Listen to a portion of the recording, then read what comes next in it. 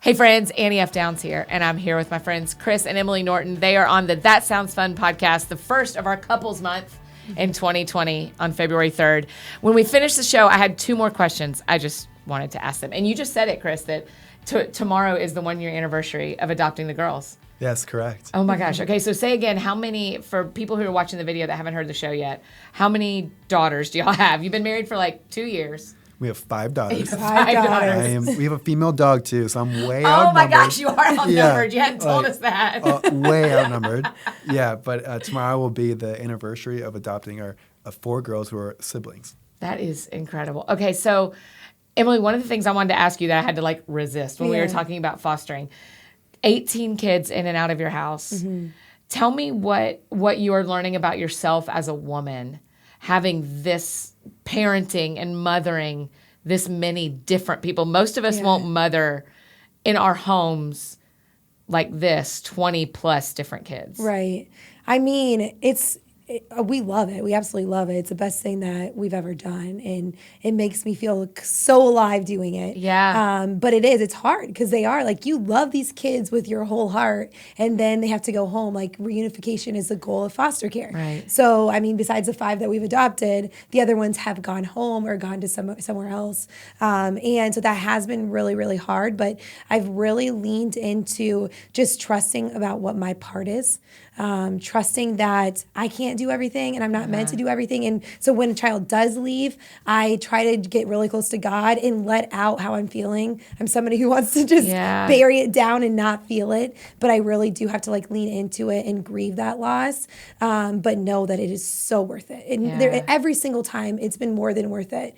And we've been so thankful that we said yes initially. Yeah. So when you talk about releasing that to God, and sharing that with God. Do you journal or do you pray it out loud? Do you yell in your car? What's your go-to move?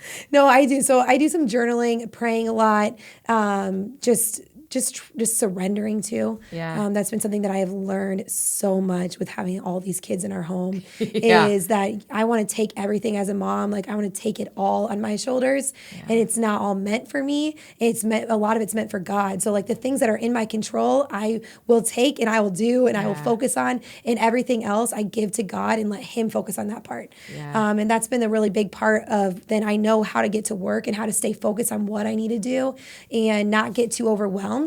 Is just really, really, really honing into this is my part. Yeah. This is what I'm supposed to do. I'm supposed to wake up every day and help this child know or these children know they are loved, they are special, they belong, help lead them to God, and help them develop that relationship. And those have been some of the greatest things. We had a little 6-year-old that didn't know anything about God, but she had this in her where she wanted to. Asked so many questions. She was with us for about 3 months and left knowing how to pray, knowing how if this is really hard, I'm struggling with this, be God, I need help.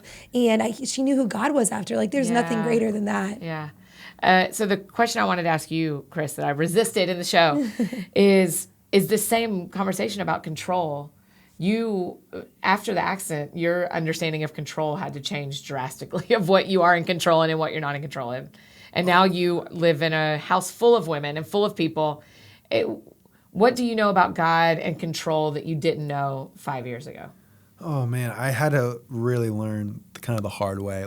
There's so many things I wanted to change. I wanted to do myself, and I was literally forced in a position where I literally couldn't.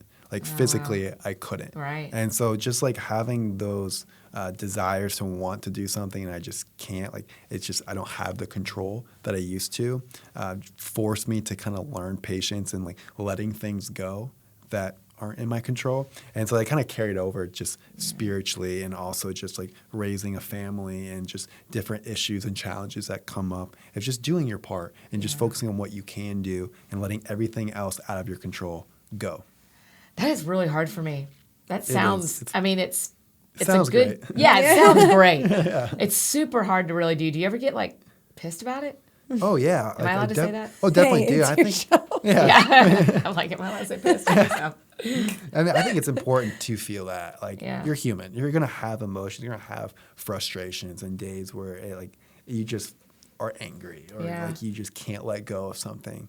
But that's where I just really try to have the awareness to know this is where I'm at. I need either space. I need to get into the Bible. I need to do reading. I need to do something that will kind of help change this. And also just what helps me, I literally like play like a game of like I Spy of positivity. Like I literally just start like collecting and counting and pointing out things in my life that are going well and that I do have, that I can do, because they can always be worse. Yeah. And when you can have like a place of gratitude, and when you hear gratitude like said all the time, but it really does work. Like it's the truth. Like if you can be in a state of gratefulness, like things are going to change. Mm-hmm. Y'all are brilliant. I like you both so much. You're welcome here anytime. Hey, friends, thank make you. sure you grab a copy of The 7 Longest Yards by Chris and Emily Norton. And they have a documentary coming out soon, too. So we'll tell you all about that when that happens. But grab a copy. You guys, thank you so much. Thank you. Thank you. Grateful.